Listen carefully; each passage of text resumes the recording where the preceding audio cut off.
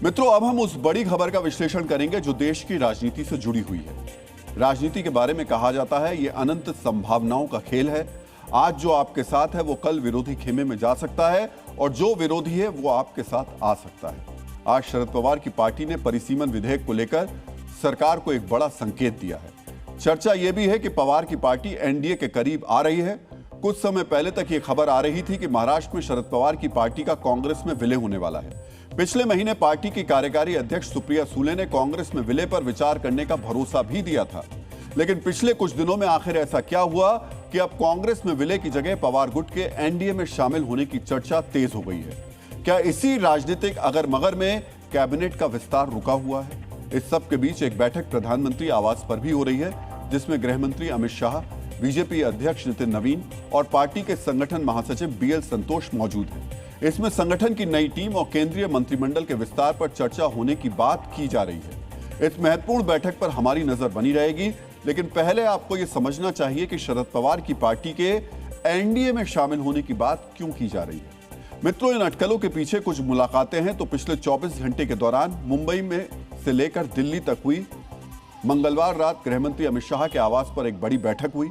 इसमें बीजेपी अध्यक्ष नितिन नवीन और पार्टी के संगठन मंत्री बीएल संतोष के अलावा महाराष्ट्र के डिप्टी सीएम एकनाथ शिंदे भी शामिल हुए। इस बैठक के बीच ही उद्धव ठाकरे की पार्टी से शिंदे की शिवसेना में शामिल होने वाले 6 सांसदों ने भी गृह मंत्री से मुलाकात की।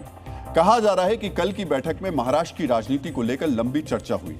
संभावना जताई जा रही है कि एनसीपी शरद पवार गुट एनडीए के साथ आ सकता है। इसको लेकर एकनाथ शिंदे ने पिछले दिनों शरद पवार से मुंबई में मुलाकात की थी, लेकिन अब तक वो बात आगे नहीं बढ़ पाई। उधर मुंबई में कल रात शरद पवार गुट के नेता जयंत पाटिल मुख्यमंत्री देवेंद्र फडणवीस से मिले। उसके कुछ देर बाद अजीत पवार गुट के प्रफुल्ल पटेल और सुनील तटकरे ने भी फडणवीस से मुलाकात की। यही वो मुलाकातें हैं जिनकी वजह से महाराष्ट्र की राजनीति में उलटफेर होने की अटकलें लगाई जा रही हैं। कहा जा रहा है कि शरद पवार की पार्टी चाहती है कि सुप्रिया सुले को केंद्र सरकार में एक महत्वपूर्ण भूमिका दी जाए। पार्टी की तरफ से एक भारी भरकम मंत्रालय का सुझाव भी दिया गया है, जिस पर बीजेपी फिलहाल मंथन कर रही है। सूत्रों की माने तो इसी वजह से केंद्रीय मंत्रिमंडल के विस्तार को फिलहाल टाला गया है। सूत्रों का यह भी कहना है कि शरद पवार की पार्टी के कुछ सांसद और विधायक भी उन पर सत्ता पक्ष के साथ जाने का दबाव बना रहे। हालांकि आज जब सुप्रिया सुले से यह सवाल पूछा गया तो उन्होंने पार्टी के पाला बदलने की संभावनाओं से इनकार किया। आज के दिन हमारे पार्टी में ऐसी कोई ही चर्चा नहीं है, न प्रस्ताव आया है, न हमने किसको प्रस्ताव दिया। देखिए, शब्दों पे गौर करना होता है नेताओं के। आज के दिन, जिस पर सुप्रिया सुले ने बहुत ही जोर दे करके कहा। सुप्रिया सुले ने आधिकारिक रूप से एनडीए में शामिल होने से इनकार किया, लेकिन साथ ही यह भी जोड़ा कि ऐसा कोई प्रस्ताव नहीं है। राजनीति में अगर दिल नहीं मिलते हैं तो साफ साफ इनकार किया जाता है। यह कहकर मना नहीं किया जाता कि ऐसा कोई प्रस्ताव नहीं है। आज उसी प्रेस कॉन्फ्रेंस में सुप्रिया सुले ने परिसीमन विधेयक को लेकर पार्टी का रुख नरम किया। सुप्रिया सुले ने कहा कि अगर सरकार हर राज्य में 50% सीट बढ़ाने की बात करती है तो न सिर्फ उनकी पार्टी बल्कि डीएमके और समाजवादी पार्टी भी समर्थन पर विचार कर सकते हैं। अभी कोई भी बिल का प्रस्ताव हमारे यहाँ नहीं आया है। कोई भी चर्चा डिलिमिटेशन के बारे में न हमने किसी से की है, न किसी ने हमसे की। तो जब बिल आएगा तब हमारा स्टैंड होगा। हमारी जो चर्चा हुई थी उसके बारे में मैंने कई लोगों से उसमें चर्चा की थी। तब डीएमके हो, हम हो, सपा हो, 50% के बारे में हम सोचेंगे। लोकसभा में शरद पवार की पार्टी के 8 सांसद हैं। अगर ये पाला बदलते हैं तो एनडीए का संख्या बल बढ़ेगा। दूसरी तरफ तमिलनाडु के चुनाव नतीजों के बाद वहां का समीकरण भी बदल गया है। जिस तरह कांग्रेस ने नतीजों के बाद डीएमके से दूरी बना ली, उससे स्टालिन नाराज हैं। कांग्रेस पर पीठ में छुरा घोंपने का आरोप लगाते हुए डीएमके ने संसद में अपना सिटिंग प्लान भी बदल दिया है। अब उसके 22 सांसद कांग्रेस के साथ नहीं बैठेंगे। इंडी गठबंधन की बैठक से भी डीएमके ने पूरी दूरी बना ली। अगर सुप्रिया सुले के दावे के मुताबिक डीएमके भी शर्तों के साथ परिसीमन विधेयक का साथ देने के लिए तैयार हो जाते हैं तो सरकार का संख्या बल और ज्यादा मजबूत हो जाएगा।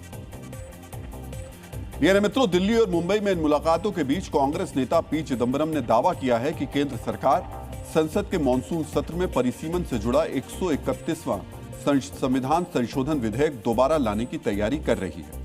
संसद का मॉनसून सत्र 20 जुलाई से शुरू होने वाला है। चिदंबरम ने दावा किया कि इस विधेयक को पारित कराने के लिए बीजेपी शरद पवार की पार्टी और डीएमके का समर्थन जुटाने की कोशिश कर रही है। अब वो अंतरात्मा की दुहाई देकर दोनों पार्टियों से बीजेपी का समर्थन नहीं करने की अपील कर रहे हैं। मित्रों, मॉनसून सत्र शुरू होने के अगले दिन यानी 21 जुलाई को एनडीए संसदीय दल की बैठक भी बुलाई गई है। सरकार ने इसी साल अप्रैल में 131वां संविधान संशोधन विधेयक संसद में पेश किया था, लेकिन 2/3 समर्थन न होने की वजह से पारित कराने में नाकाम रही थी। उस समय लोकसभा में उपस्थित 528 सांसदों ने वोट डाले थे। इसके पक्ष में 298 और विपक्ष में 230 वोट पड़े। बिल पास कराने के लिए 2/3 बहुमत की जरूरत थी, यानी 352 वोट चाहिए थे। इस तरह यह विधेयक 54 वोट से गिर गया था।